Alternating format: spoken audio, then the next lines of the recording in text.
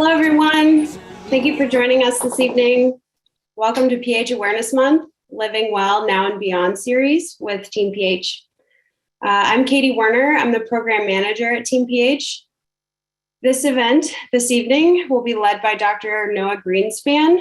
The session is titled Living Well with PH, Pulmonary Rehab. So before we get started, I just want to share with you a little bit about our organization, Team Phenomenal Hope. If you're new to us, we were founded in 2012 by Dr. Patricia George and Dr. Hunter Champion. We started as an endurance program where ultra-endurance athletes competed in challenges to raise funds and awareness for pulmonary hypertension. And today we are so much more than that. A few of our wonderful programs include our Unmet Needs Patient Impact Fund, which provides grants to PH patients in need of financial assistance. The Let Me Be Your Lungs program, which provides a platform for those participating in endurance challenges, such as 5Ks, half marathons, bike races, you name it, to raise funds and awareness for PH while racing in honor of a PH patient partner. Last but not least, our Phenomenal Impact Fund for Global PH Research provides funds to worldwide researchers to discover better treatments and hopefully eventually a cure for pulmonary hypertension. So Team PH can't achieve all of this by ourselves. We need help. We need your help in supporting those battling pulmonary hypertension. There's many ways that you can help. You can volunteer to support our programs. You can host a small fundraiser. You can share on social media about what we're doing, or you can make a donation to make a direct impact in the lives of those battling pulmonary hypertension. You can do this by going to teamph.org/donate. That's teamph.org/donate. Quickly, we want to acknowledge our industry partners who support our patient-centric work throughout the year. That would be Janssen, CVS Specialty, Bayer, Altavant, Acceleron, and United Therapeutics. Really quick, just want to go through some housekeeping items before we get started. Please make sure that your mic is muted when others are speaking, or Dr. Greenspan will give you the green light to unmute. Well, with that, let's go ahead and get started. It's my pleasure to introduce to you Dr. Noah Greenspan of the Pulmonary Wellness Foundation. Thank you very much, Katie, and good evening, everybody. So I have obviously a lot to talk about, as always, and I really would like to be able to have you leave with, with information that you can use right off the bat. I would also love to, if you don't mind turning your cameras on, I'd love to see people's faces during the presentation. So that would be awesome also, and it'll make it more interesting, I think, for everybody here. I do have a presentation planned. I don't have to, go by the book. So I'm comfortable, going off track if we have to. And, sometimes I like people to ask questions when they think of them. Number one, because it kind of preserves the terror of the moment of live presentations, which I thrive on. But also sometimes, like, if you miss something or you're unclear on something at the beginning, it can kind of lead you to have difficulties understanding things as we go further along. So don't be bashful.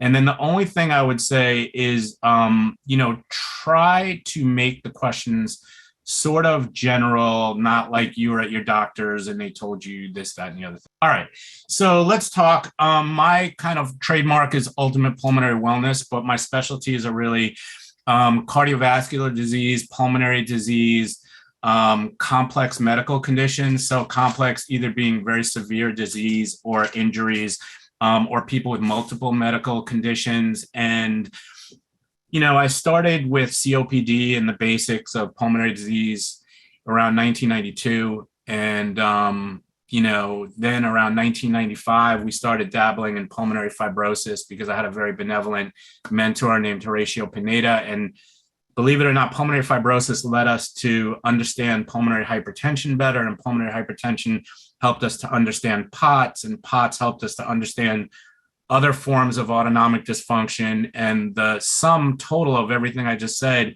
is that put my team in a very good position of a very bad position, which is the ability to treat COVID patients, which to this date is still an unperfected art by a long shot. So when it comes to ultimate pulmonary wellness, and some of you may have seen some of these things before because I talk about them a lot, but they always go in a different direction.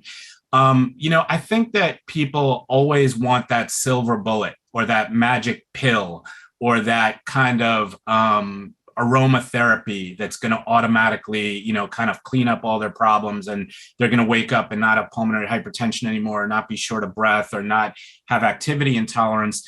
And so it makes our community very kind of susceptible to predators, people who are going to tell us that things work and they don't really work. And they usually cost a lot of money. And the thing is that in my experience, these are the basics, and the basics work. And when I think about ultimate pulmonary wellness or ultimate cardiopulmonary wellness or just ultimate wellness, these are the 5 big guns. So the 5 ones are medical. And when I talk about medical, I think about it as having the right doctor, getting the right diagnosis, taking the right medications, and taking the medications properly. So this is really important. And, I can't tell you how many people I know. It's at least in the hundreds, if not the thousands of people who get misdiagnosed, often multiple times before they arrive at a diagnosis of pulmonary hypertension or PAH or any of the kind of diastolic dysfunction or any type of heart failure or things like that. And especially because so often this happens or occurs in people who we don't expect it to happen to, which is often young, healthy, fit people who don't seem like they would be prime candidates for this kind of condition. So medical is really 20%. And we live in a country, and I'm assuming, I live in the US, particularly the direct center of the world. I'm from Brooklyn, New York. And the thing is that, we live in a society where, 80% of medical care is medication-based and procedure-based. And the thing is that, maybe on the way out, your doctor will say something like, oh, get some exercise, or watch what you eat, or this and that and the other thing. And it's really only about 20%. It's not important. It's not unimportant. And I don't say this to minimize the medical.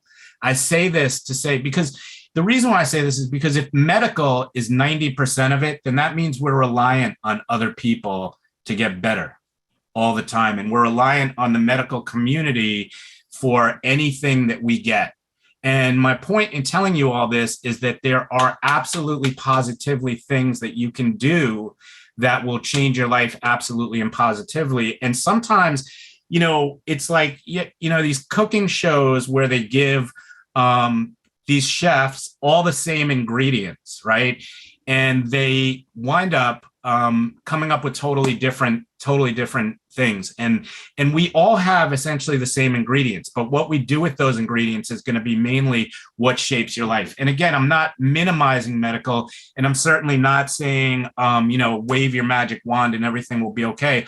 All I'm saying is that there are things we can do to help ourselves. Exercise is a big one. Okay.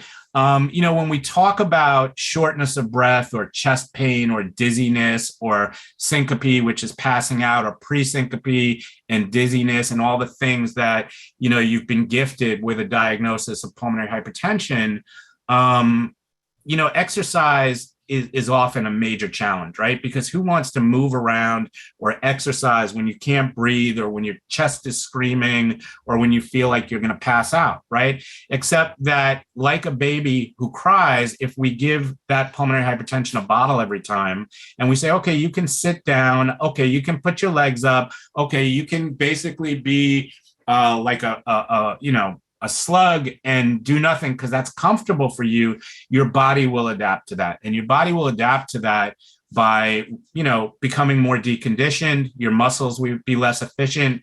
Your body will be less efficient. Barbara, I think you're taking notes or doing something different. There's going to be a recording. Don't try to take notes on this. If you're writing a check, go right ahead. and add a few zeros to it.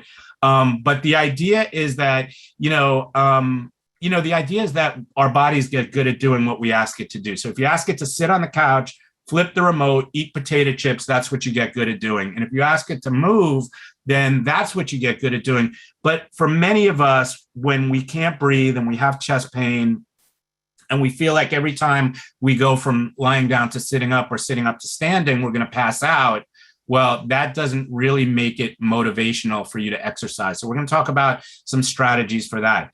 Nutrition is very, very important. It plays a big role, not just in terms of weight, not just in terms of getting the things we need in order to survive, but it has a lot to do with metabolism. And metabolism, has to do with every body function, but people underestimate the value and the impact that food has on how well or how poorly we breathe.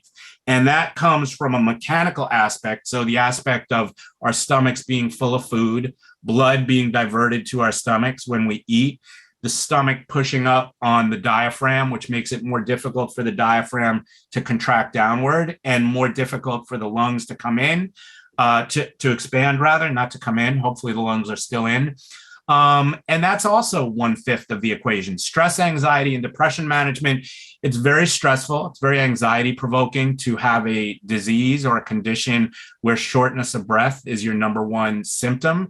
And there's a lot that's involved in that. There's a lot of doctor's appointments. There's a lot of testing that goes on. There's a lot of medications to be taken. Sometimes the medications are not always the most pleasant. And so managing these things is important because having this disease is anxiety provoking, stressful, can be depressing, but stress and anxiety can also have an impact on our metabolism. It can have an impact on our disease. It can have an impact on our heart rate and blood pressure and oxygen saturation. So all these things are connected. And when I talk to people, my goal is always to try to connect the dots so that you say, hey, I never realized that I actually can control this. Because sometimes these things start to snowball and they seem to pick up so fast that we feel like it's totally out of our control. And granted, some things are out of our control, but that's the nature of life, okay? But there's a saying by basketball coach John Wooden that I love, and it says, don't let the things that you cannot do interfere with the things that you can do. And one of my kind of pet peeves, and I'm talking really slowly tonight for myself. I talk usually really fast, but I'm feeling very relaxed, and I hope that you are feeling relaxed. And we have 90 minutes, so I'm going to use them all. But the thing is that very often when people are diagnosed with a chronic illness, their lives become these sort of black and white monochromatic versions of their former selves that are completely devoid of any type of art, fashion, music, color, fun, life. And they become about get up in the morning, take your medicine, eat breakfast, go to the doctor, pick up the prescription, go home, take the prescription, have dinner, go to sleep, do it again tomorrow. And that is, in my opinion, not a good way to spend your time. And, I know that sometimes when I say these things, people say things to me like, yeah, but you don't know what it's like. And, easy for you to say because, you don't know what it's like to not be able to breathe or this, that, the other thing. But as I look around the screen, I'm always, I don't know who Troy Cleary is, but I'd like to know how you did that with your background because that looks serious. The thing is that people say, well, you don't know what it's like. Okay. But I'll tell you, as I look around the screen here, okay, I always think of this George W. Bush joke. And George W. Bush was giving a talk and he said, a lot of people call you the elite and I call you my base. And I say, a lot of people call you whatever they call you, the short of breath or the pulmonary hypertension patients or the cardiopulmonary patients. But as I look around the screen, you guys look exactly like everybody that I work with all day, every day. So I'm looking at the screen and I can pretty much promise you, and I would bet not my life, I'm not going to bet my life on it, but I would bet at least $1,000 on it that there's not one person here who can't get better than they are at this moment. So take that as a seed that should be planted in your head. And it doesn't have to come from me. and you don't have to do anything with me. You don't have to buy anything from me. But just leave this talk. If you leave with nothing else, leave with the idea that you can actually get better than you are right now by tweaking some of these things, unless you're doing all these things perfectly. And very few of us are doing all these things perfectly. Another statement that I love is a Chinese proverb that says, the best time to plant a tree was 25 years ago or 20 years ago. And the second best time is today or now. Okay. And the thing is, we can look back and we could say, I should have done this. Oh, if I would have known, I would have done that, or I could have done that. And that is a waste of our time and energy, right? Another thing that's really important when it comes to living with pulmonary hypertension or any type of illness or life in general without any illness is preserve our energy and preserve our time and preserve our lifeblood for things that are important to us, so that we're not constantly leaking gas on things that aren't to our benefit. And we tend to ruminate on things that are not always the most pleasant. So stress, anxiety, depression management, and that could come in many different forms. It could be as simple as just one thing. Everybody, before we go any further, just without even thinking, just take a nice deep breath in through your nose, as deep as you can, and then blow it out gently through your mouth. And as you do, let your head and shoulders fall down. Another deep breath in through your nose. And let your shoulders come down as you blow out through your mouth. And take a deep breath in through your nose. Show of hands, does anybody feel different after those 3 breaths? Okay, does anybody feel better? Show of hands. All right, does anybody feel worse? All right, so nobody feels worse. That's good. But my point in that little exercise, and I could have stopped after 1 breath, is that look at what you just did in terms of, I'll speak for myself, feel calmer, right? Feel, even if it's just a little bit, even if it's 1% calmer, if you can take 3 breaths and feel 1% calmer, imagine what you could do if you did that for 5 minutes or 15 minutes or an hour. Or 30 minutes. 30 minutes, I should have said 30 minutes first. It would have made more sense. But the point again is that there are things you can do. And when you take even just those 3 breaths, it slows your heart rate down. It relaxes your airways. It relaxes your blood vessels, right? And when those things happen, your body says, hey, you know what? I am actually better than I was a few seconds ago. And it calms the sympathetic nervous system. The sympathetic nervous system is the fight or flight or freeze response, right? So that's the one that's going to put all this adrenaline out into our system. And if you think back to Pulp Fiction with that giant syringe that went right into the heart, it's going to raise your heart rate. It's going to raise your blood pressure. It's going to cause your blood vessels to constrict. And anything that we can do to kind of, offset that sympathetic response, to calm that and to enhance parasympathetic tone, because parasympathetic tone is essentially rest, digest, and heal, right? And that's what I mean by metabolism. And that's what I mean by autonomic nervous system. And that's what I mean about, I wasn't the one who said mind-body connection first, but we talk about that and a lot of us don't act on it. And there's a super connection and it's cyclical. And as I said before, in the same way that things can really feel like they're starting to snowball downhill when things are going bad, if you start putting some of these behaviors together, they can actually start to snowball back up the hill and they build momentum in that direction also. And, again, I'm not a BS artist. Well, I take that back. I am a BS artist. I like to tell stories, but the thing is that when it comes to my work, like I'm not a cheerleader. I'm not here just to root you on and tell you, yes, you can do it. I'm telling you things that I know because I've been doing them day in and day out for 30 years. Okay. And with people just like you. So I know they can work. Prevention of infection is crucial. Okay. And if there's ever an advantage to having cardiopulmonary disease, COVID brought that out for us, because all the things that prevent COVID, okay, are the exact same things that prevent pneumonia and the common cold and the flu, et cetera, et cetera, et cetera. And so for the first time, our army that has been training for years for this, we're used to washing our hands frequently. We're used to avoiding crowds. and sick people. We're used to wearing a mask, right? And so I'm happy to say, show of hands, how many people had COVID? Okay, two. So two people on a screen of a lot, right? So we're doing pretty good. And, again, just a word of warning, not to scare you, but, it ain't over till it's over. So my advice always, as it has been since literally day one, is wear the mask, socially distance, wash your hands a lot. That's my best advice. So prevention of infection is really important because we know that when we do get sick, when we do have an infection, if we do wind up in the hospital, that's going to set us back, right? And so it's a lot easier. This is where they literally say an ounce of prevention is worth a pound of cure. And sometimes when you have a chronic illness already, it could be 5 or 10 or 20 pounds of cure that you need to get over that common cold or something like that. And then I say everything else because the rest of it only adds up to 90% because everything else is the unpredictability of life.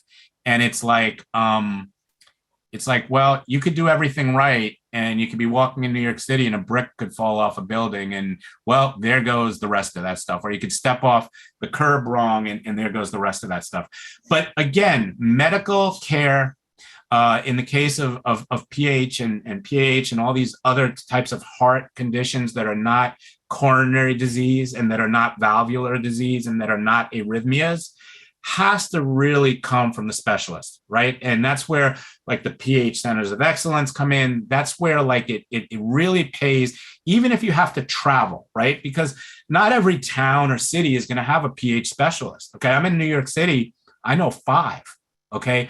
5 for a city of however many million we have is not a lot, but not to say that you have to get your care somewhere else, but to at least get the right diagnosis, to at least get on the right medical track. And then most people are able to follow it at home with their regular doctors as the PH doctors coordinate. All right. So medical, exercise, nutrition, stress, anxiety, depression, prevention of infection, and everything else. Just to let you know if there's anything you missed tonight. And again, there's only so much you could cover in 90 minutes. I have hundreds of hours of webinars on our website. They're all free, pulmonarywellness.org. Feel free to check them out in greater detail. And I have great guests and specialists in everything that we do.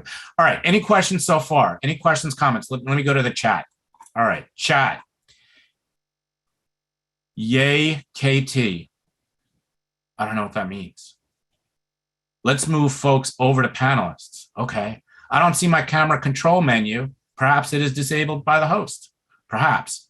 They're all declining. All of those questions have to do with moving over the panelists. There's been no medical unless you go all the way to the bottom. All right, there we go. To the bottom, I don't see any medical ones. Okay, anyway, I'm gonna start picking up the pace a little bit. I'm gonna start going to a jog. I forgot what this. All right, you know what that is? Okay, so again, this is our motto. Okay, believe it or not, this was my motto before Barack Obama took it and used it as his own without giving me any credit. Hope was also mine. And if you don't believe me, I did a piece of art in 2007 called Hope, and it looked just like the Barack Obama piece. And I know it was mine because the woman's name was Hope. So anyway, but I'm happy to lend it to a good cause. So when we talk about the problem, okay, we talk about when I see pulmonary hypertension patients, like these are the things that I'm going to see most. So I'm going to see that miserable SOB, that's this guy, or shortness of breath. This is Lung Man, okay? You could see his ultimate pulmonary wellness belt, which has a lot of tools in it. But it's going to be shortness of breath is often how it begins. And just show of hands, how many people's first symptom was shortness of breath? How many people's first symptom was chest pain? How many people's first symptom was dizziness or lightheadedness? How many people's first symptom was passing out? Okay, so mostly shortness of breath and chest pain. Okay, so there's that. So here's a little story. So this is that miserable SOB, and he's saying, where's your hero lung man now? And this is my patient. She says, help, I can't breathe. And lung man says, that miserable SOB. He says, I'm right here, you son of a bitch. And SOB says, lung man, where did you come from? So never mind that. Put that nice lady down and nobody gets hurt. And she says, oh my God, I'm going to die. There's that. This is Beth's favorite statement. Now, just let me ask a question. You're seeing my screen. Are you seeing me move around all the people, or are you just seeing what's on the PowerPoint? You're seeing me move around all the people? No, you're not seeing. Okay, perfect. All right. So breathing is multifactorial. And when I talk about the fact that breathing is multifactorial, when people first start to experience shortness of breath, the natural way to look at it after, the river in Africa called denial is they start to look at the lungs first and then they look at the heart, right? But a lot of times before that happens, when people first start to get short of breath, they start to think things like, wow, I haven't exercised in a while, or, well, I'm getting old, that could explain it, or, yeah, I have put on a few pounds, et cetera, et cetera. But that tells us that there are many things, but definitely the respiratory system can make you more short of breath. The cardiovascular system, the cardiopulmonary system as a whole can make you more short of breath, but so can gaining too much weight. So can inactivity. So can anxiety. So can medications. So can acid reflux, and so on and so on and so on. So my point in telling you this is that don't always look at your cardiovascular or pulmonary system as the culprit. Now, everybody here is for a reason, and I assume that's because you have some connection to either cardiovascular or pulmonary disease or pulmonary hypertension in some way. But that being said, that's not all you are. So first of all, I always tell people you are not your disease. You are still you living with a disease. But the other thing about it is that just because you have pulmonary hypertension doesn't mean that there can't be other factors contributing to your symptoms. And sometimes when you are diagnosed with a chronic illness, people often get to a position where they're either labeled or characterized or put in a box, and everything and anything that happens to them gets attributed to that disease. And it's like, oh, I'm short of breath. That's your pulmonary hypertension. I'm having chest pain. That's your pulmonary hypertension. I have what looks like a fungus on my feet. That's your pulmonary hypertension. And my point is that there are a lot of things that can either make you feel better or worse. And we don't want to have tunnel vision with this. We want to make sure that even though we have one diagnosis, we're constantly looking and taking a step back and saying, what else can be going on with me? Same thing with pH. So living with pH is other factorial. And what that means is that it could be any of the things I just mentioned, but there are a lot of characteristics of living with pH that are unique to pulmonary hypertension. And some things are not so unique. And I want to try to help you kind of decide, well, what things are okay for me and what things aren't okay. So we told you the problem. The problem is shortness of breath. The problem is chest pain. The problem is, it could be dizziness, faintness, et cetera. All these different things that make you not really want to feel like doing much. But then we want to look at some of the secondary impacts of those. And again, if you start to kind of walk back the symptoms and address the symptoms, eventually the physiology can follow. Okay.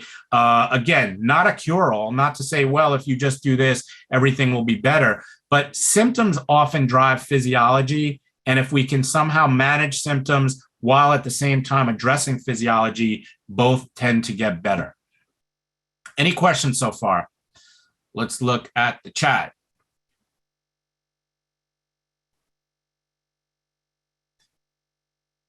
My first symptom was a heart attack. That's a rough first symptom. I have alpha-1 ZZ-COPD emphysema. So let me just talk about that comment about my first symptom was a heart attack, okay? That tells us, and we hear it all the time, we talk about the idea of preventive medicine, right? Or we talk about the idea of, addressing things before we're symptomatic, or the kind of yearly annual physical. There's a reason for that. And there are certain kind of tests that are recommended as you reach a certain age, or if you have certain symptoms, et cetera, et cetera. First symptom being a heart attack, that doesn't give you a lot of wiggle room there, okay? But it does give you a second chance. The fact that you're on here means that you survived your heart attack. And even after a bad heart attack, people can come back and do better. I have alpha 1 ZZ, COPD, emphysema, and pulmonary arterial hypertension. So exercise, very challenging. Does oxygen help? And we will get to that.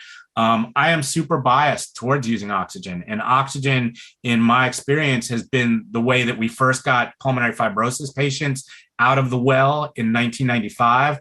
And it's the way that we first started getting pulmonary hypertension patients out of the well in 1998. And it's the way that we started getting COVID patients out of the well. So I absolutely believe oxygen can help. I'm going to talk about that in more detail because that's something that is not a quick answer. I'm going to talk about that and tell you how it can help. We see Noah's screen and Noah in the right bottom corner. No choice for screen view, only a picture. It's probably best that I'm not that big. So it's probably better to just enjoy me in the lower right corner. You may not know what to do with it if I'm huge in the middle of the screen. Okay, other things. They blamed all my symptoms on my lungs. Exactly right. And that's one of the issues that happens is that people, get kind of pegged into this sort of category of it's like, well, you were a smoker for this many years or this, that, the other thing.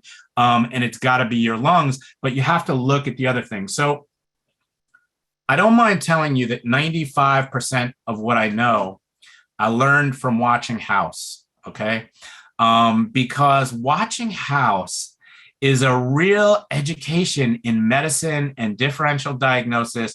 I'm actually kidding. I did learn a lot from House, but most of what I learned from my patients. And I learned from patients who are fed up with nobody knowing what to do with them.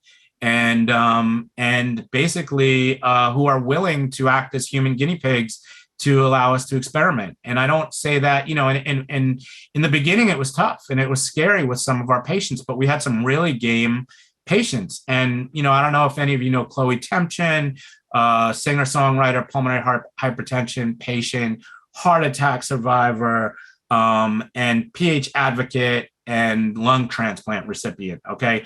We learned a lot on her. And sometimes it takes that one patient that you get to learn a lot on. And then you find that these things work with a lot of patients. But in the interest of not missing anything, okay, I want to just go through my systems review, because what happens sometimes is you walk into a doctor's office and you say, well, I wheeze when I breathe. And they say, oh, you got asthma. Or they say, oh, my shoulder hurts when I throw a ball. And they say, oh, you have arthritis. And so I have low back pain. They say, oh, you have spinal stenosis. And the answer to a lot of these things is maybe you do, maybe you don't, right? And the time of assumption medicine, it really, I've seen it be very, very harmful to people. And I see it happen very often to older people. So the older you are, kind of the more expected you are to accept and be okay with your ailments. Unfortunately, it happens to women more than men. And I don't even want to start that conversation, but the idea is that you don't want somebody who's going to make a split-second decision on something that could affect the impact the rest of your life. And I've seen it before. I've seen people who really look like they're going to have a heart attack, even though they may have atypical symptoms, right? So there are a lot of symptoms that are typical. Like everybody knows, like if you get a squeezing on your left side of your chest that runs down your left arm and up to your jaw, that you're probably having a heart attack. But there's a lot of atypical things that if you don't ask about them, you never find out about them. And so, I made it my business to really become a good diagnostician, even though I'm a physical therapist. And a huge amount of what I learned from my own doctor named Murray Berenson, who is no longer with us. But I went to see him myself because every single patient who came in and had him as a doctor literally raved about this guy. And I said, I have to find out what this guy's magic is. And I went to see him as a patient. And the funny thing is, when I first came into the room, he came in and he said, I'm sorry. And he walked out. And then he came back in and he said, you are Noah Greenspan?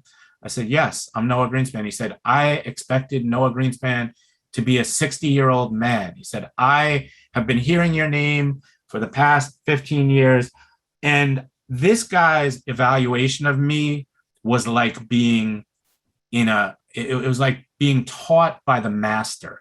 And he sat with a pencil and he wrote down everything I said. And at the end of the evaluation, he said, now that you're our patient, you can call me anytime, day or night, 7 days a week. If you're sick, you're sick. Best doctor I ever had. And if you want, I did a webinar with him that's on our website, and it really is a beautiful human being.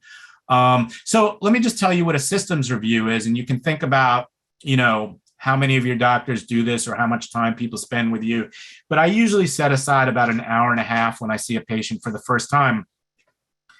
And just to let you know, these are the questions I ask. So I say, do you have any neurologic problems? And by that, I mean, have you ever passed out, dizziness, stroke, seizure, neuropathy, anything else, right? And a big one that we hear now with COVID is autonomic dysfunction, okay? But why do I ask these questions? So syncope means passing out. And syncope could be an indication. So fainting could be an indication of a neurologic problem, but it could also be an indication of a cardiovascular problem. It could also be pulmonary hypertension. It could be carotid stenosis. There's a lot of things that it could be. But by asking these questions, you start putting together pieces of a puzzle.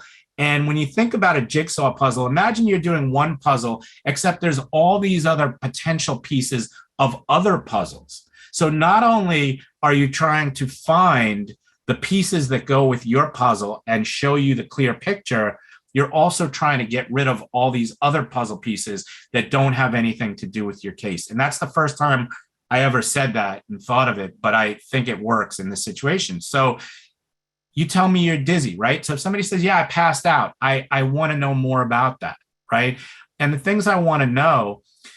So let me just back up for 1 second. So when it comes to any symptom, okay, there are things that are going to point you in one direction and things that are going to point you in another direction. So the things that I think about something called OPQRSTI, okay? And luckily that's in the order that they are in the alphabet. So it's like OPQRST,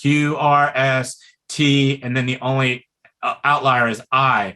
But what that means is onset, provocation and palliation, quality, radiation, severity, time, and interventions, okay? This is something that I learned as an EMT. And when I go to see a patient, what I ask them is, first of all, what's going on? What is your symptom? Your symptom could be shortness of breath. Your symptom could be chest pain. Your symptom could be, back pain. And I'll say to them, well, what were you doing at the time of onset, right?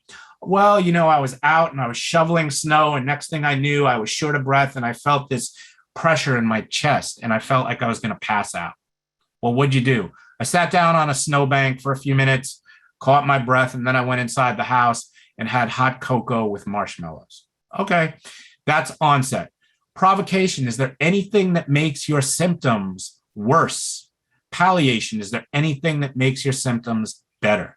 So someone might say, yeah, what makes it worse is when I walk up a flight of stairs, or when I walk uphill, or when I'm doing the laundry, or when I'm bending over, et cetera, et cetera.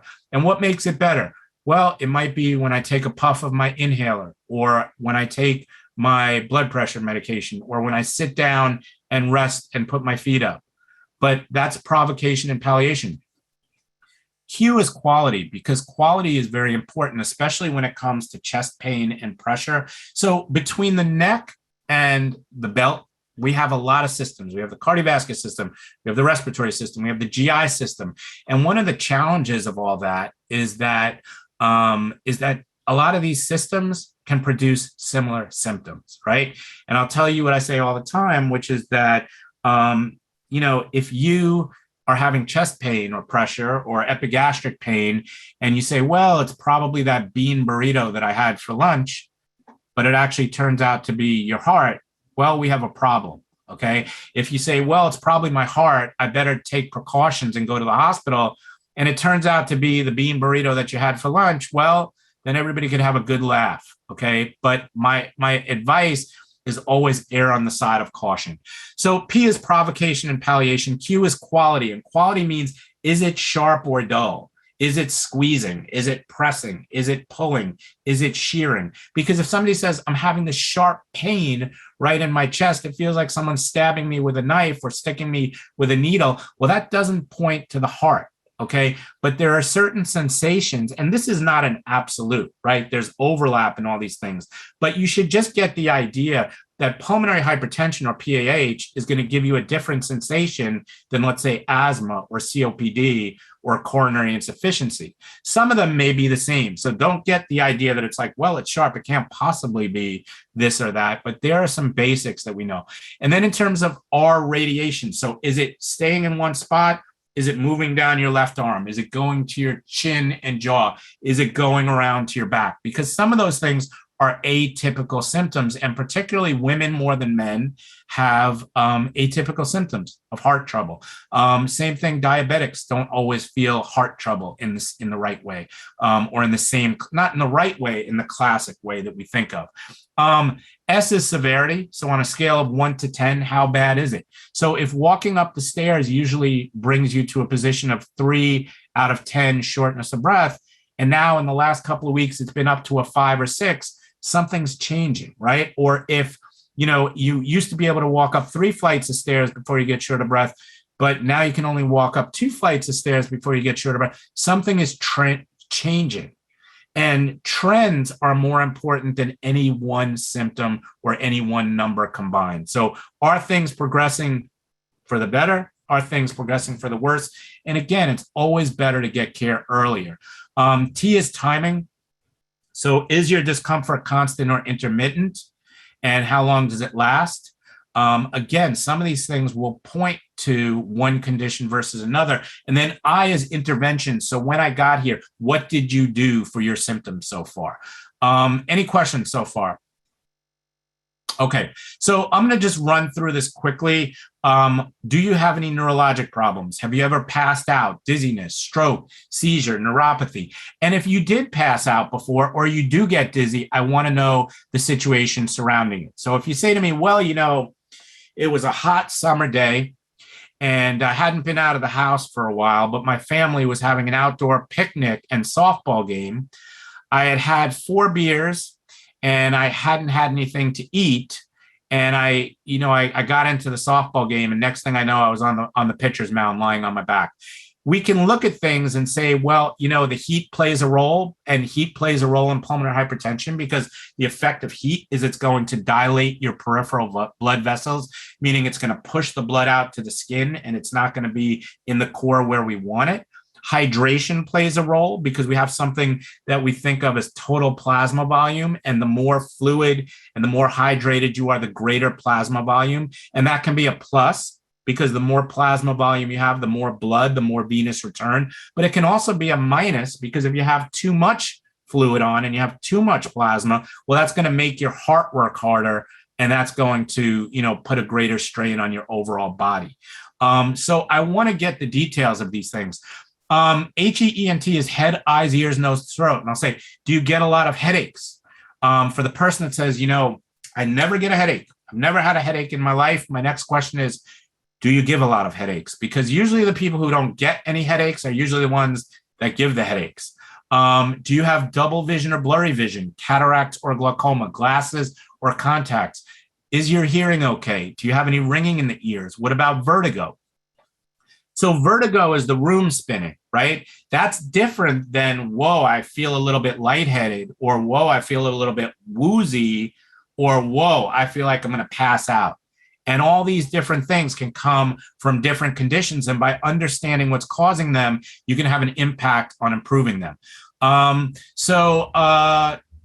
you have any sinus trouble? Do you have a sore throat or hoarse voice? Do you have dentures? Have you ever been told you have asthma or COPD, emphysema, chronic bronchitis, pneumonia? Are you coughing? If you're coughing, are you bringing up mucus? If you're bringing up mucus, is it thick or thin? Is it clear, white, or colored? Shortness of breath? Yes. Wheezing. Occupational exposure. Have you ever had any exposure to heavy dust or chemicals? And then the heart. Do you have any chest pain or pressure? Do you have any squeezing feelings in your chest? Do you have any palpitations? How many people here have palpitations? Raise your hand. So the feeling of your heart beating fast. So let's just talk a little bit about anatomy, okay? How many people get short of breath or lightheaded when they go from lying down to sitting up? How many people get short of breath or lightheaded when they go from sitting to standing? How many people get short of breath or lightheaded when they stand in one place for a long time? Okay, so here's the anatomy. There's kind of mixed reviews there, but anatomy-wise, okay, so imagine this is you, and you stand up, or you go from lying down to sitting up, then you go from sit to stand, and all the blood goes down to your legs because gravity is going to bring blood down. It's going to bring air up, and when that blood goes down, there's less venous return. Okay. And if you have a weak heart or you have a heart that doesn't pump as well or doesn't fill as well, that means that your heart has to work harder in order to move that blood. So as an example, if you get a lot of venous return to your heart, meaning a lot of the blood comes back, then what happens is you're using a 16-ounce cup. And if you're using a 16-ounce cup, well, you can take less glasses of water than if you're using a 4-ounce cup, right? Because if all the blood's in your legs, less is coming back. And that means in order to maintain cardiac output, your heart rate has to increase to meet that cardiovascular demand.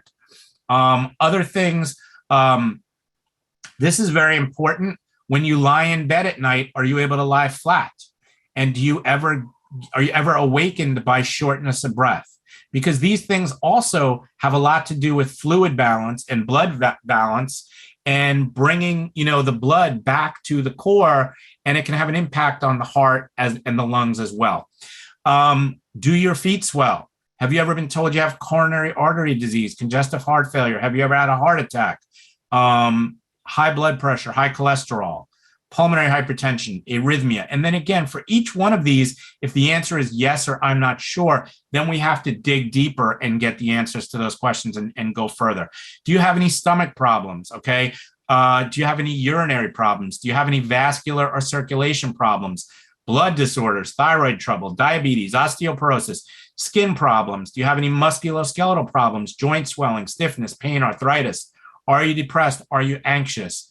Do you have any unusual stress or anxiety? Because again, any one of these things contributes to the whole car, right? So if you think of your body as a car, if your oil filter is filthy, if your spark plugs are old, if you don't have the right amount of air in your tires, each one of those will impact your miles per gallon. And it's the same thing with your body. How our body uses oxygen is based primarily on three main things. How good are your lungs at moving air in and out? How good is your heart at pumping blood? How good are your muscles at using oxygen? All three get better with activity. All three get worse with inactivity. Any questions so far? All right, it's 7:50. I'm going to speed a little bit because I want to have plenty of time for questions. So physical exam. Okay, so physical exam. During my physical exam, I'll do things like range of motion, strength training, listen to your lungs, look at your feet, palpate your pulses. Okay, and it's very rare that people do these things these days, and it's very rare that somebody will palpate the pulses on the front and backs of your feet and your calves and your groin. But the reason why I do it, and people are always kind of shocked when I do it, but the reason why I do it is because if one day you come in and one of your legs is blown up with fluid and I've never felt your pulse before, then I don't have anything to compare it to. So if I get a baseline in every single possible thing, and of course it's impossible to do it on every single possible thing, but if I get a super strong baseline on where you're at when I first meet you, if something looks off, then I have something good to compare it to. And again, remember what I said before about the trends. After Murray Berenson retired, I went to this other doctor and he listened to my lungs and he took my blood pressure and I basically went in, I handed him my medical history on one sheet. I handed him my medications on one sheet. He listened to my lungs, took my blood pressure and said, "Is there anything else?" And I said, I said, "No, that's it." And he said, "Okay, see you next time." And I said, "Are you going to do an exam?" And he said, "Well, you feel good now, right?" I said, "Yeah, I feel good." I said, "But the reason I'm here is because I want you to have a baseline of what I look like and feel like when I do feel good, so that when I don't feel good, you have something to compare it to." And he was like, "Well," and I said, "Well, you know what? I don't think this is going to work. I'm going to take my chart on the way out because I want somebody who's going to be thorough and not somebody who's going to just roll the dice. So this is important. ETT is exercise tolerance test. Okay. How many people here have had a stress test before? Giselle, you have not had a stress test? Why not? You don't know why. Okay. How many people have had a stress test? Raise your hand. How many people haven't had a stress test? Okay. So let me tell you about stress testing. Okay. Why is stress testing important? So stress testing is important. We get certain information from a test, and usually we're talking about a treadmill test. Okay. And while that is a perfectly fine test for many people, and it's the test of choice for diagnostic stress testing, it's not always good for people who can't breathe. And it's not always good for people who have a hard time walking because they can't breathe. In particular, the exercise test that's used for most diagnostic stress tests is called the Bruce protocol. The Bruce protocol starts at 1.7 miles per hour with a 10% incline.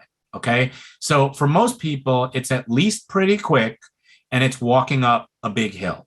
And the reason why most cardiopulmonary patients stop the test is because they're either short of breath or their legs get tired. And the reason why a lot of pulmonary hypertension patients stop the test is because they're either short of breath or their legs get tired, or they feel like they're going to pass out, or their heart rate goes very high. Okay. And the problem with that is that if the test stops prematurely, or if the test stops before we get to a hemodynamic endpoint or something that tells us what we're actually looking for, then the test is a waste of time. Okay. And that's why some patients do better with either a pharmacologic stress test where you're not actually walking on a treadmill, or but they're given a medication that simulates exercise. But at our center, we use a test called the Benson protocol, because if you look at this test starts at 1 mile per hour. Okay, 1 mile per hour, which is like this. And that means that if you can get to the center, you can do 2 minutes at 1 mile per hour. Now, from 1 mile per hour, it goes to 1.6 miles per hour. And 1.6 miles per hour looks like this. But if you can get to the center, most people can still walk at 1.6 miles per hour. And then if you can make it through 4 minutes of that, then we go to 2.5% incline, not 10% incline. Okay. And 2.5% incline is what it's like walking on a flat sidewalk, because the sidewalk has about 2 to 2.5 percentage points of resistance in it. And the beauty of this is that if you can do all those things that I've just said, how many people here have had a 6-minute walk test before? Okay, so if you can get through those 6 minutes, we get a lot more information than a 6-minute walk test. Why? Because a 6-minute walk test is patient controlled, which means you can decide how fast or how slow you want to go. I've actually heard people say, don't go too fast, they'll take away your Medicare. Or they say, don't go too slow, or you have to do a certain rate in order to qualify for this program. But the test does not allow you to do that. That's one beauty of the test. But the other beauty of the test, and the other limitation of the 6-minute walk test, is that the 6-minute walk test is only on a flat surface.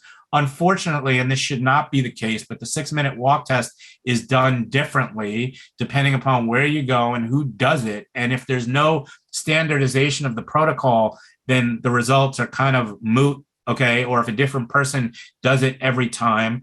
And it even makes a difference. Like if you have a track, like one of the nicest facilities I ever saw was the Duke Center, the Duke Medical Center Center for Living. And what I loved about that place is that they had a quarter-mile track that went around the entire rehab. And all the rehab was in the center of that.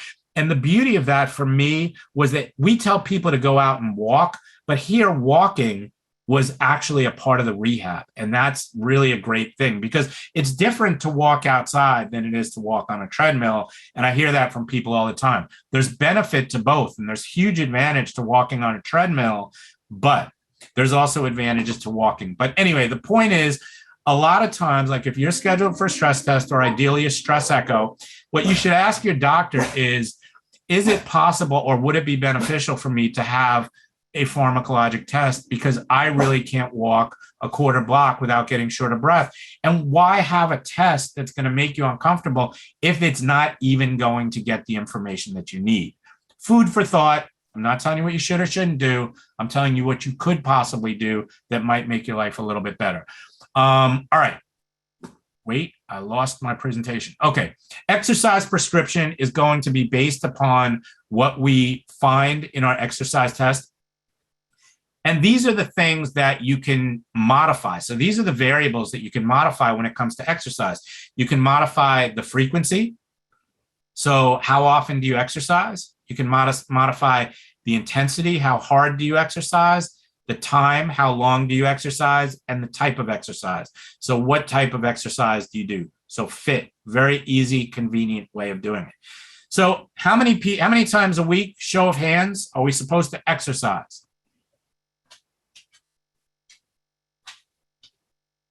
So Susanna says 7. How many people say 7? How many people say 6?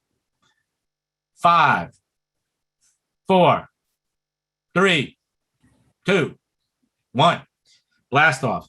So the answer is it depends, okay? So we should be getting activity every day, right? So we're a lot like Jell-O or a plaster or wax, which is that if we stay in one position, this is how we're going to wind up, okay? So exercise doesn't have to mean going to the gym and working out vigorously for an hour and a half or going to, going to cardiac rehab or pulmonary rehab every day. It just means do something, right? Nike says just do it. I say just do something, and it can be almost anything. And another quote that I don't like to say it because it sounds corny, but it's true, is this.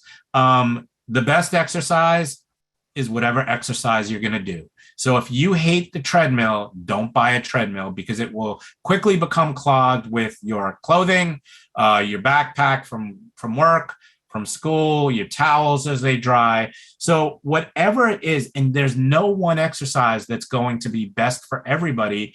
And I hate this phrase because I love animals, but there's more than one way to skin a cat.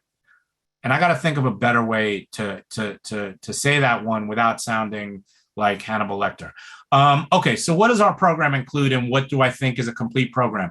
So number one, since shortness of breath is the big issue, and since shortness of breath can be detrimental and get in the way of a lot of our other exercise, we do breathing retraining first. So we want to teach you the techniques. Pursed lip breathing, so breathing in through your nose, blowing out gently through pursed lips. And what does blowing out through pursed lip breathing do through pursed lips? What it does is it slows down your exhalation, right? And it also pushes air backwards into the airways, holding your airways open, holding the air sacs where gas exchange occurs open so that you can breathe more efficiently, right? Because if you just go, that's not very efficient, right? We have to overcome the trachea. So pursed lip breathing, diaphragmatic breathing, right? So just as a point of reference, very often I'll hear people say, nope, you're not using your diaphragm, okay? Or I want you to use your diaphragm, okay? And the thing is that all breathing is diaphragmatic breathing. So it doesn't matter if you breathe in through your nose or you breathe in through your mouth, unless you have a paralyzed diaphragm or a semi-paralyzed diaphragm. Every time you take a breath in, it's going to be triggered by your diaphragm, okay? Paced breathing has to do with a big important topic, which is supply and demand, okay? So the greater the demand of the activity that you do, okay? So the walking upstairs is obviously a very high demand. So you're going to need a lot of supply. The more vigorous the activity, the more you're going to have to supply yourself with air and oxygen. And the way you do that is by controlled breathing techniques. And a lot of times it's not even about can you breathe, it's about raising your awareness of it. And my goal is never to make your life about focus on breathing all day, every second. Here I go, in for 2, out for 4, in for 2, out for 4. But initially we have to raise your attention to it. And then eventually, as you get stronger, as you start to do the things that actually make you more physically fit, you will have to pay attention to your breathing less frequently. But how many people have the experience of pushing themselves up the flight of stairs or 2 flights of stairs, and they get up there and they made it, but at the top, they're like, Okay. So I'm sure everybody has. I've had that experience too. And the thing is that that's like saying, you know what? We're going to take a road trip. We're going to go from Atlantic City to Manhattan. And my fastest time ever from Atlantic City to Manhattan was 1 hour and 57 minutes, which was incredible. It was a team of myself, another EMT, and 2 firefighters. We got from Atlantic City to New York City in 1 hour and 57 minutes. But the idea is if we did that and then tried to put the gas in at the end of the trip, that wouldn't make any sense. So the point is, as you're doing these activities, you have to fill up as you use it. So by looking, if you look ahead and you see, hey, this seems to be an incline up ahead, or hey, I know I'm going to have to do these stairs. Don't wait till you're at the top of the stairs to say, hey, I can't breathe. Start to do that pursed lip breathing. Start to do that diaphragmatic breathing. Start to do that paced breathing. And then time it with your stepping. So as you're breathing in, you could step, step, step, step. Breathe in, step, step, step, step. Now, that may be too tough for you at the beginning. You may have to say, breathe in and step, 2, 3, 4. Breathe in and step, 2, 3, 4. All these things are tools, and there's not one pattern or anything like that that's going to work for everybody, but just know that there are things that you can do. And all these things are covered in extreme detail in my book called Ultimate Pulmonary Wellness. It's not a shameless plug. It's available for free to read on our website, pulmonarywellness.org. So, I plug things because they'll help you, not because they're going to make me money. I usually will just, these Zoom meetings are tough because usually when we had the in-person meetings, I would shake the patients down after the meeting and I'd make some money for the foundation. But with Zoom, it's a little tougher to do. Anyway, so there's that. So we do breathing retraining, okay? And then we do in-person, and I'm thankful to say that after almost 2 years of being in the solitary confinement of treating COVID patients in a COVID rehab center that we built, we are reopening the Pulmonary Wellness and Rehabilitation Center, and we will be treating pulmonary patients again, and cardiopulmonary patients, and complex medical patients, and COVID patients. So there's that.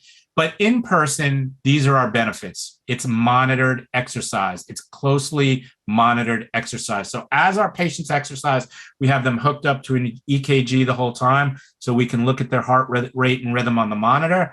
We check their blood pressure every 5 minutes. We check their oxygen every 5 minutes. And as was asked before, if you need oxygen, okay, we will give you as much oxygen as you need. And very often when somebody has severe or moderate pH or shortness of breath, sometimes what we will see a desaturation at times. So sometimes patients will desaturate even substantially when they have pH because there's issues with diffusion and other things.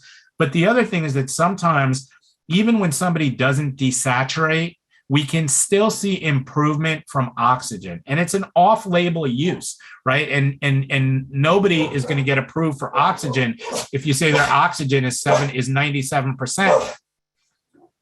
But, I got 3 dogs in all different parts of the house talking to each other. So the thing is that we get benefit from oxygen, that it is a mild bronchodilator, which means that it opens your airways, allowing you to breathe easier. It's a mild vasodilator, which means that it relaxes your blood vessels. So if you are prone to increased pressures and increased constriction of your blood vessels during exercise, then it's going to help you. And it's also going to raise your saturation. So we do use oxygen a lot. And, we've been doing it for a long time with very good success.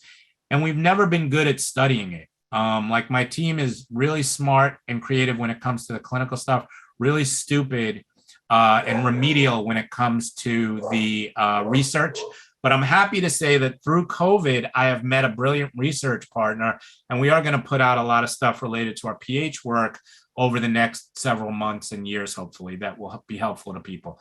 And then we want to ask people how you feel, because vital signs are only half the battle. Right? So I could say to you, everything is good. And you could be like,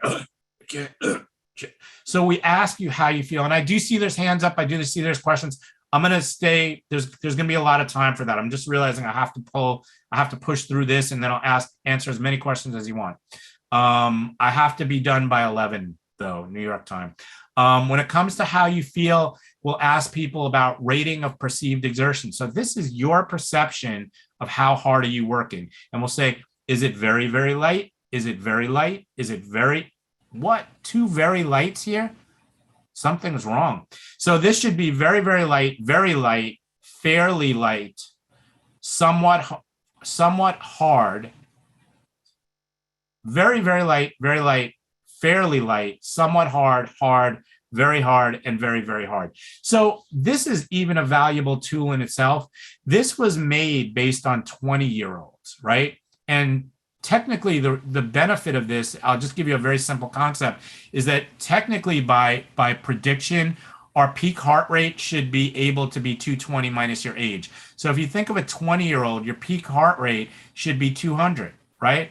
So that's this, maximal exertion. So when a 20-year-old is at maximal exertion, their heart rate could be at 200. And when they're sitting and resting, it could be at 60.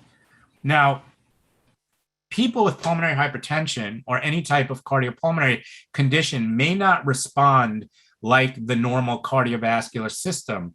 And so we have to make adaptations for that. But if you forget about the numbers, I like people to exercise in the fairly light range to start. So we want to warm you up very gently in the very light range or fairly light, build up to somewhat hard, and most of your workout should be in the somewhat hard range. And towards the end, maybe at the peak, it should be hard. And so if you don't have access to a monitored condition and you don't have any equipment to monitor these things yourselves, although I do believe that anyone with pulmonary hypertension or pulmonary disease or heart disease should at least have a pulse oximeter. But the thing is, you can say to yourself, well, how hard am I working? And you say, well, I should be feeling right now like it's fairly light. It's like the takeoff. I should be in the somewhat hard range for cruising. Maybe it's going to get hard at the top and then a nice gradual cool down, right? When you're on a plane, you don't want to take off like this and you don't want to land like this, okay? So it's the takeoffs and the landings where you could run into trouble. We have these things called pulmonary cardio. So I want to tell you about boot camp. So we have also on our website, again, not a shameless plug, a free cardiopulmonary boot camp. Please check with your doctor, get cleared before you try this.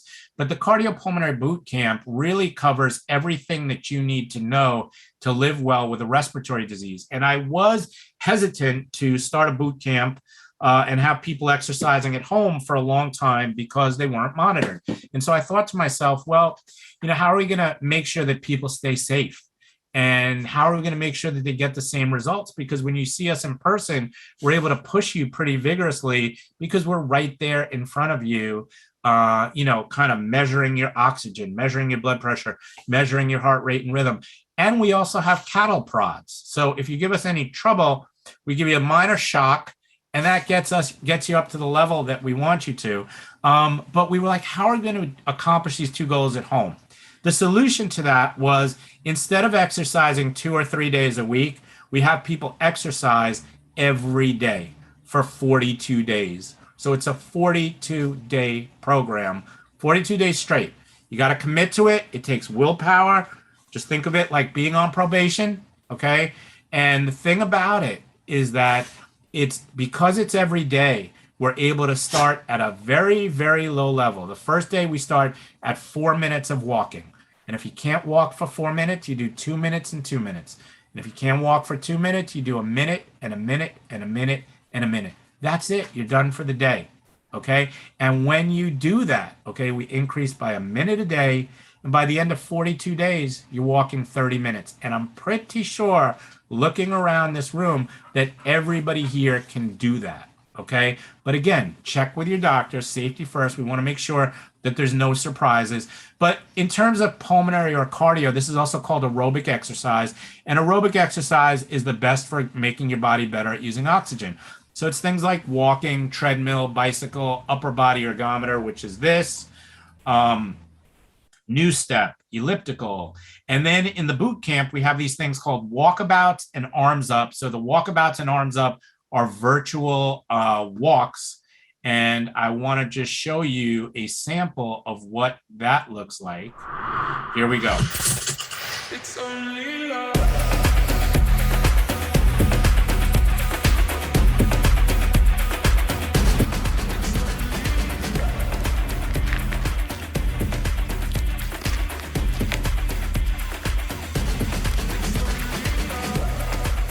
Okay, the reason why we call it a walkabout is because you're going to see our walkabouts through different parts of the world, because I'm sure the last thing you want to see is me walking in place for 15 minutes.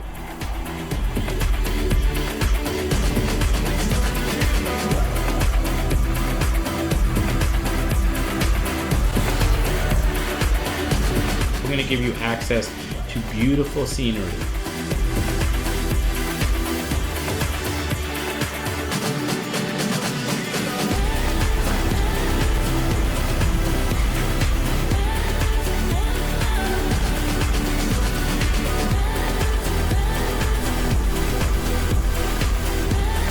To beautiful landscape,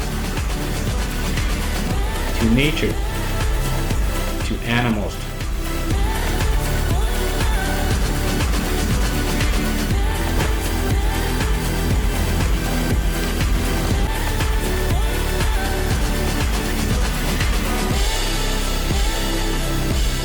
To make you really appreciate things.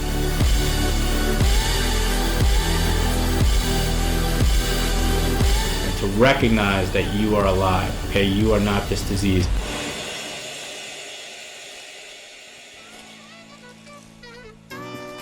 Why is it so important to do upper body aerobic exercise? When people have difficulty breathing, or they have a respiratory issue, or they have some type of dysfunction of their cardiopulmonary system, upper body exercise is particularly difficult for them because it puts the respiratory muscles at a very poor mechanical advantage. So it's very important that we train those muscles so that they get stronger, they become more flexible, the thorax becomes more flexible, and they become better at using oxygen.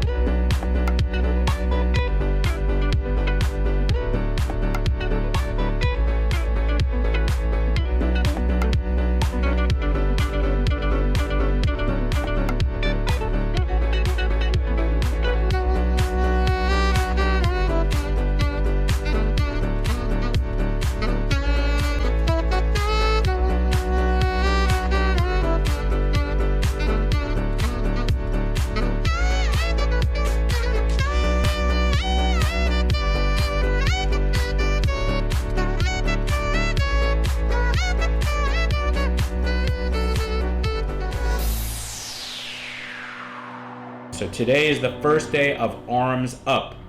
Arms up.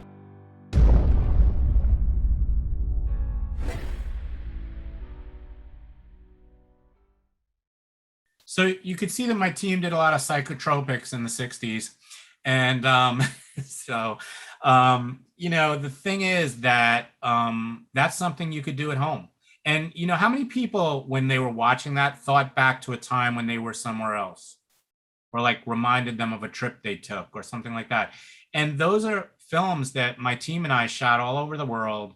And it's like, again, I don't want you thinking, oh, I can't breathe. Oh, I have chest pain. Oh, I got to take that medication. I want you to think about your lives and live your life. I always say, we don't live to rehab, we rehab to live.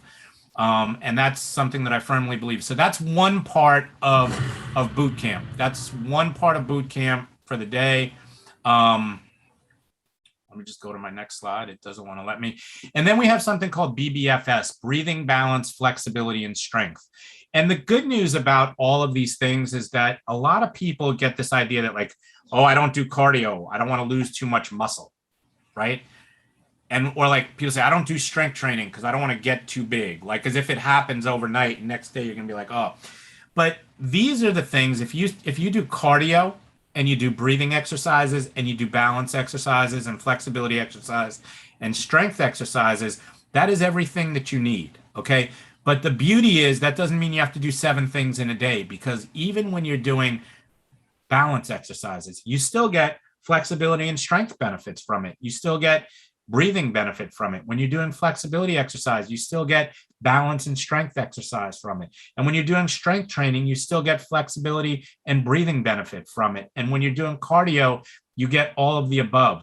So the purpose of boot camp is to put all these pieces together for you in a way that you get all the benefits. And it's not a be all and end all. It's more like a tasting menu where we give you a lot of different things and then you figure out what you like best.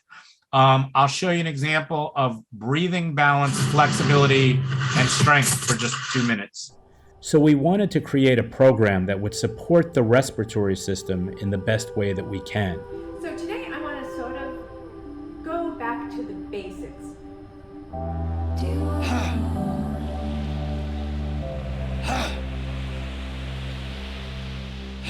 When you feel like no matter what you do, you cannot catch your breath and panic has set in, these are the times when it's most important to talk to yourself. And we think exhale by ridding the body of toxins. Remind yourself that you know what to do, and remind yourself that you have certain tricks that you can utilize, certain tools in your kit that will help you regain control of your breathing. And as you lean forward, blow it out.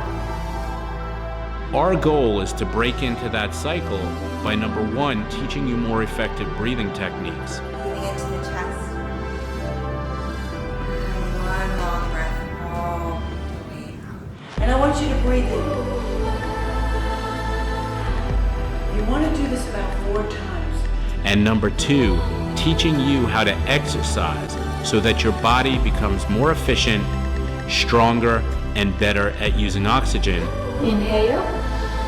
Exhale, send the elbows back. And then we're going to do both arms together, breathing in. Again, as you get stronger, you can increase the time, and consequently, you become less short of breath. Here's the question. Do you say yes to life? So in for 2, out for 2. My one piece of advice to anybody with, whether it be chronic lung disease, kidney disease, heart disease, whatever, as long as you're receiving your optimal treatment, the one thing you've got to do is keep moving. 7. Again, 1, 2, 4, 5, 6, 7. Be gentle with your tapping if that's what you need. This week we have something a little bit new for you, something fresh. We got some new moves, we got some new steps, and after that we're going to give you a little bit of a soul train walk, okay? We don't live to rehab. We rehab so that you can live your life. So I just want to say one thing to the team Phenomenal Hope. Team Phenomenal Hope. First of all, thank you for having me here. I really appreciate the opportunity, and I also want to say I don't want to rush in the last 10 minutes. Like, I feel like I have a good kind of vibe going on here, and maybe if you do too, then I'm happy to stay and answer questions. So if Team PH wants to bail, and not bail, I don't want to put you in a bad spot, but if you have other things to do, like a crying baby at home or something like that, and you want to make me the host, I'm happy to just kind of roll this for some more time, just to make sure that we get to the questions that were answered, that were asked rather. Just quickly, deep thoughts, motivations, and meditations. And I'm going to show you, and this will be the last film I show you. And then we're going to go, and then I think we're done, and I'm going to answer questions. I'll answer as many questions as are asked. No one's going to go home without their question being answered, if I know the answer. If not, every day we're going to have deep thoughts, motivations, and meditations. It might be a thought that I want you to think about. It might be an idea, a saying, a quote, a poem that I want you to take into your day and figure out how that relates to you. I'm going to motivate you. I'm going to do my best to get you moving. Life itself is always great, and life is precious, and life is something that you need to hold on to and you need to fight for. The best time to plant a tree is 20 years ago. The second best time is today. The mind is a very, very powerful being, okay? As I said before, it can be our best friend when it's helping us, it can be our worst enemy. It is okay to not be strong all the time. It is okay to not be happy all the time. It is okay to be weak at times. We all have those moments. It's not honoring our weakness. It's honoring our humanity. The ones that are going to be the first one to be there when a friend in need is a friend indeed are often going to be the last person to ask for help. Remember that you can, and ask yourself how much of this is real and how much of this is what I've been conditioned to believe over time. It doesn't matter where you are right this moment. This is our starting point. I said, well, what did I learn? And she said, well, maybe you learned that you're not as strong as you thought you were. And I said, well, how is that a good thing? And she said, it's not a good thing or a bad thing, but it's a real thing. You have that cry or you do it right out in the open, I don't care. And then you get back on that horse and we're gonna kick some ass together, okay? Have a great week, my friends. Have a great week. That's it. Thank you. Thank you, Team Phenomenal Hope. Thank you, everybody. And I'm happy to go to questions. So somebody lead me to where these questions are. All right. Most times I do not feel, this is great. This is like the speed round. I like it. This is what I live for, people. Most times I do not feel like exercising. Welcome to the club. But I force myself to go for a walk and I always feel better afterwards. I know exercise is good for PH patients, but can you explain why? Yeah, so great question. My dog Monkey is telling me that we're almost at 90 minutes, but go ahead, go outside. Get out there. All right, so why is exercise good for pH? So it's good for pH for a lot of reasons. So number one, helps you breathe better. Number two, increases your balance, flexibility, strength, aerobic conditioning, helps your body to utilize oxygen better by improving the pulmonary respiratory mechanics, helps your body utilize oxygen better by improving the strength of your heart. And by improving the amount that you can pump with each stroke, you can breathe, your heart can pump more slowly. Improving the amount of breath you can take. The more breath you can take with each breath, the less breaths you have to take per minute. All these things affect metabolism, and aerobic metabolism is really where your body is the most efficient. And what happens is a lot of times, with exercise, it's like the beginning is the hardest part, right? The beginning of exercise, whether you're starting a new program or whether it's you decide to go to the gym. So when you're starting a new program, it's like, you ever try to get a car out of the mud, like when, you're on or like a tractor, when like you're on the farm and it gets stuck in the mud and you're trying to push it and push it? Me neither. But it seems like that's what it would be like, okay? But the idea is getting that initial motion is the hardest part. And there's a reason why they say a body at rest will remain at rest, and a body in motion will remain at motion, okay? And once you start to improve, and it's the same thing with boot camp. So you do your 4 minutes, then you do your 5 minutes and your 6 minutes. And eventually, when you're doing 10 minutes, guess what? That 4 minutes that used to be hard for you is now easy for you. But exercise does a lot of good things. It's important that you get cleared, right? Because there are definitely going to be situations where pulmonary pressures are too high, or you're having a complication, or your heart is doing something that you don't want it to do. And so in that situation, exercise can actually be harmful for you. And so you need to make sure you're cleared. You make sure that your doctor is aware of what you're doing, and you want to try to do it with people who know what they're doing.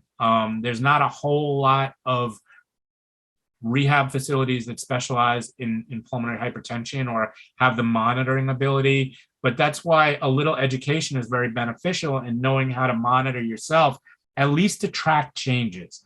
And exercise does a lot of good things. It's good for your emotional state. It helps to utilize adrenaline, right? So when we talk about the fight or flight response, this developed millions of years ago when cavemen walked the earth, and our caveman was out picking berries, and a saber-toothed tiger jumped on him, right? At that point, his body flooded with adrenaline because he either needed to fight that tiger off or run away, okay? In today's society, and probably in today, literally today's society, more than at any other time in our history, maybe starting 6 months ago, we have this fight or flight response. We have this massive sympathetic response when somebody's writing a check in front of us in the supermarket, or when somebody cuts us off on the road.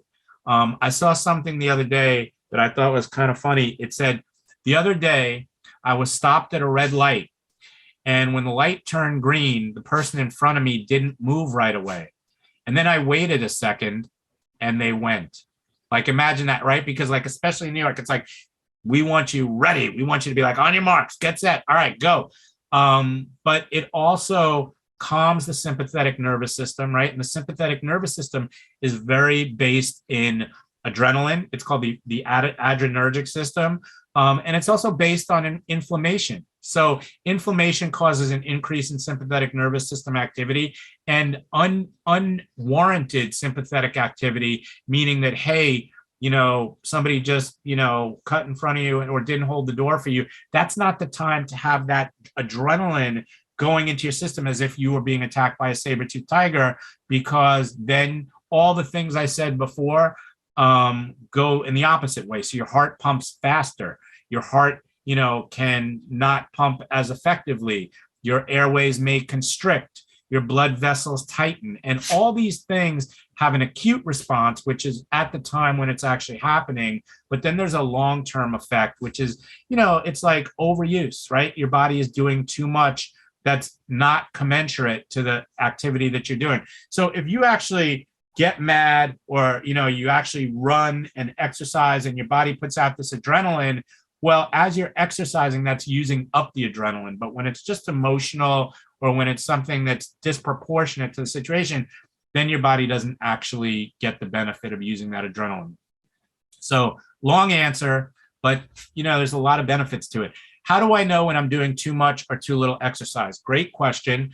So what I would say is this: if you were my patient, you would go through that process that we talked about before. So I would ask you about your chief complaint. What's giving you the most trouble? I would talk about the history of your present illness or your HPI. So when did you first start getting short of breath? Has it been progressing? Is it getting better or worse? We'd go through that systems review, and we do the exercise testing on you. So based upon that initial exercise test, we would set a prescription for you that would be in line with that. So initially, our goal is going to be to get you to work out a little bit less intensely for the first 3 sessions, but to gradually increase the time.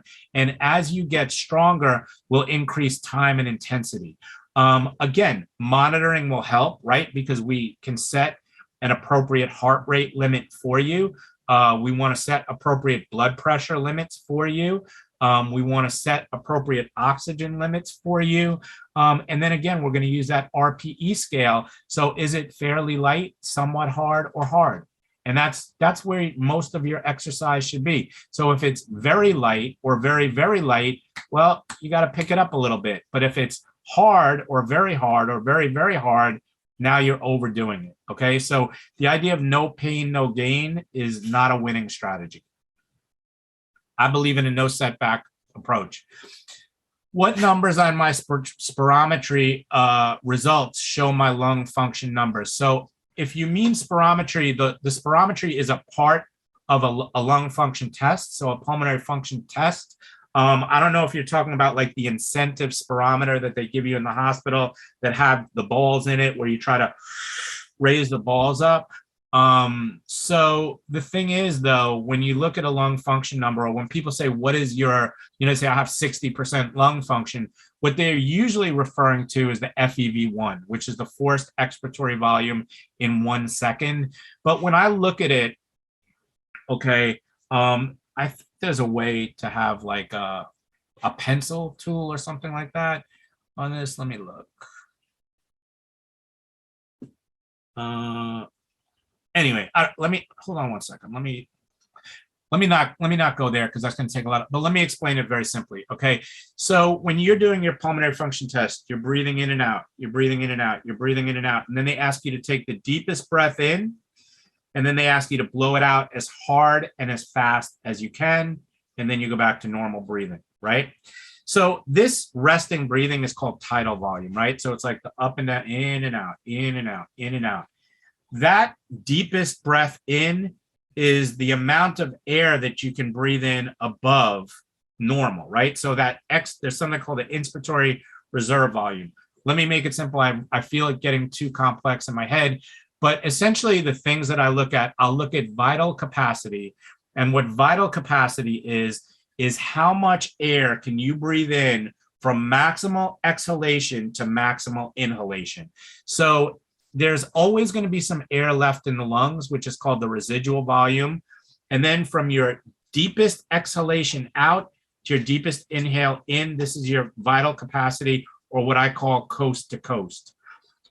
You may see it, if you see it listed as VC, that means vital capacity. If you see it listed as SVC, that means slow vital capacity, and they're the same. And what that means is they ask you to take the deepest breath in and just slowly blow all the air out, out, out, out, out, out, out. The other number that we look at that's very important is called VC and SVC. Thank you. And then the other thing we look at is called the FVC, which is the forced vital capacity. So it's VC and SVC, and then FVC. So the forced vital capacity is when you're asked to take that same deep breath in. That is a great, I need a Langdon at every one of my meetings because that is a really great tool to have. So that's perfect. And then you blow out as hard and as fast as you can. And the reason why you blow out as hard and as fast as you can is because that will often initiate and actually elicit the pulmonary function deficit. So usually we look at the amount of air that comes out in the first second. So of that forced vital capacity, about 85% of it, and that's called the FEV1, about 85% of it is supposed to come out in the first second. So we see a ratio that says FEV1 over FVC, and that gives us a lot of information with respect to, do you have obstructive disease, meaning do you have difficulty blowing air out? Do you have restrictive disease, which means do you have trouble bringing air in? But very often, patients with pulmonary hypertension can actually have normal pulmonary function numbers because their shortness of breath is coming from a different mechanism. Not to say that's always the case, but again, we want to put as many pieces of the puzzle together, to kind of figure out the whole picture and make sure that in addition to seeing the big picture, we're getting rid of things that are also occluding or blocking that picture. So it's like we want the right jigsaw puzzle pieces and we want the ones from the other puzzles off our table. Other questions? There's more than one way to treat pH. Absolutely. Listen, I agree with you. I believe there's more than one way to treat everything. Okay. I call myself Malcolm X rehabilitation, which means by any means necessary. Okay. I am a believer in squeezing every last bit. This is metaphor, not in real life. I don't, but getting every little bit of that toothpaste out. And it's like, I will roll it and use it, and then I'll roll it more, or squeezing every last drop of juice out of that orange.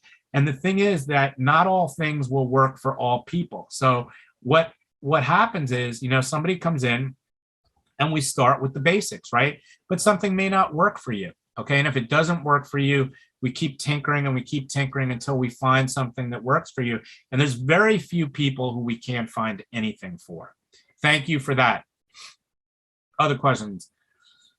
Heart attack and pH. Lung doc says I don't do pH. Should I see a heart doc or a lung doc? So that's a great question.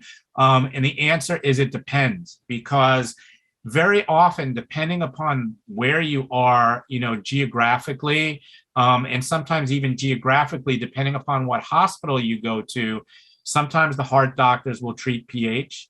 Sometimes the lung doctors will treat pH. And sometimes it's a team of people who treat pH.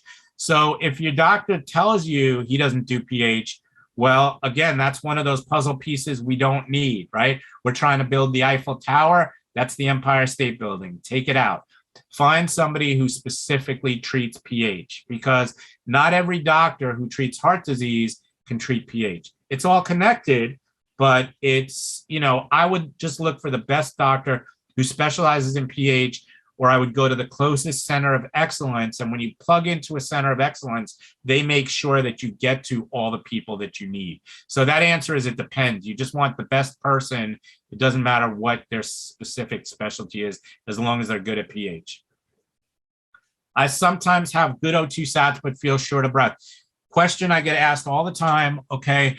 The fact that you have good oxygen saturation is much, much better than the fact that you have lower bad oxygen saturation or inadequate oxygen saturation. But again, similar to what I said before, shortness of breath is multifactorial. So you can be short of breath because of conditioning. You can be short of breath because you have 25 extra pounds around your midsection. You could be short of breath because you're anxious. You could be short of breath because, there's a lot of different reasons for that, even in the absence of hypoxia, right? So even in the absence of a low O2, it could be pulmonary mechanics. So you could be asthmatic, you could have COPD. And there's a lot of people with cardiopulmonary disease who are short of breath, but their oxygen saturation is good. And so in that situation, supplemental oxygen is a gimme. It's a maybe yes, maybe no, because again, you can, if you're at 98%, you're probably not going to get much bang for your buck by adding supplemental oxygen. But if you're at 91, 92, yeah, I would try it. And the other thing is that if you do desaturate, even if you're not short of breath, then you really have to supplement with oxygen when you're active, especially because we know that hypoxia is a driver for pulmonary hypertension. And so if you do spend a lot of time at inadequate oxygen saturation, that can actually worsen your pulmonary hypertension. Can using oxygen help to exercise? Definitely yes. And sometimes people with pH and sometimes people with severe lung disease need a lot of oxygen. And I look around, I see everybody on a cannula. Once 6 liters of oxygen is no longer adequate to keep you saturated. So a lot of times programs will either lower the intensity of your workout or ask you to stop and rest if your oxygen saturation goes too low. And I have a complete opposite philosophy to that, because again, that's the baby cries and we give it a bottle and it never learns to stop crying. I am a believer in feed the body, give it as much oxygen as it needs, even if you need 100% oxygen. And that means you're getting 15 liters by a mask. And again, I don't say all day, every day. I say in rehab, and that keeps you saturated. And we can do that bigger workout with you, because oxygen itself is not going to make your heart or your lungs better. It's not the treatment, it's a bridge, right? But that exercise and that bigger workout is going to make you better. What do we do about wearing masks and not being able to breathe? Suggestions. So yeah, it's challenging. There are definitely some masks that will make it easier to breathe than others. There are also these cages that will, help to kind of give you a little more air within, right? So, in scuba, like we talk about low and high volume masks, and it's how much air is going to be in your mask. And some are very small and they don't hold a lot of air. Same with regular masks. To me, I wear a KN95 all the time when I'm out and about. I wear it in the street, unless it's like late at night and I'm out walking my dog and there's no one around. Although I started doing that again this week, and I realized that my neighborhood has become a little shadier since COVID. So it was a little, kind of death-defying. But you could try different masks. You can try, different materials. You could try putting the cage in your mask that might help you. But, the thing I have to tell you is that if you think breathing with a mask is hard, you don't want to know what it's like to breathe with COVID. And so, it's really a risk and benefit thing. I think people are starting to really be ready to get back to life. And I'm concerned, our numbers in New York just started to tick up again.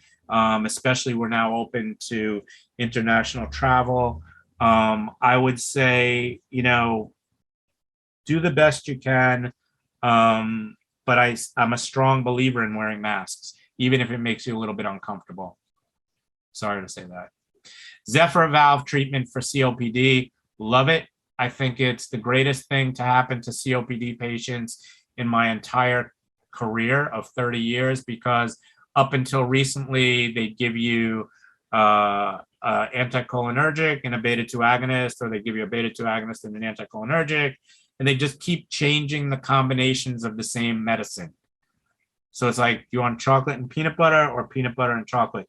The Zephyr valves are fantastic because they go right to the crux of the problem, which is they insert a one-way valve that allows air out of your lungs. And what I told you before about vital capacity, sometimes vital capacity is encroached upon by trapped air and what's called hyperinflation of the lungs and an increase in residual volume. And what the valves do is they go in and they allow air out and they don't allow air in. So it's like the opposite of a roach motel. And what it does is it allows the unhealthy tissue or the hyperinflated tissue to drain, and then the healthy tissue can expand into the thoracic cavity, improving mechanics. I think they're fantastic. I think they're great. I think if you have COPD, I think it's in everybody's best interest to at least become evaluated for them, to see if you're a candidate and to see what the doctors believe will be your potential benefit for it. Because I've seen people's lives really improve in a way that no medication has been able to with COPD. Thank you guys for your attention. And again, thank you so much to Team Phenomenal Hope and Katie and everybody else that is involved, Linda, and that's it. Awesome. Thank you So much. Been a We pleasure. really appreciate your time tonight. Anytime.